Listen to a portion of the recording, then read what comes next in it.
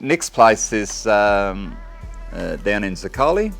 Was a 6.5 kilowatt system, and we've put on an extra 6 panels, so it made it up to just over an 8 kilowatt. And we put CT monitoring, the smart meter.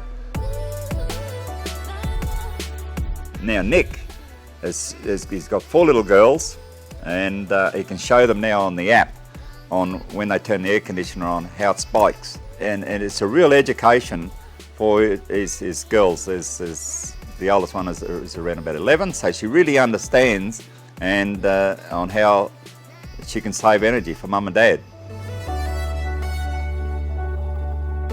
Nick is a structural engineer. When Nick started building his house and we started talking about putting solar on, the way the house is and being a big family is that he's got to, with the solar, has now offset a lot of that cost for him. There's six people, plus his mum's living there now, and I think his biggest bill's been $50 a quarter, so I think that's not too bad. And the way he's going, his return on investment is going to be probably about 2.5 years. He's extremely happy with his system, especially when he gets his power bill.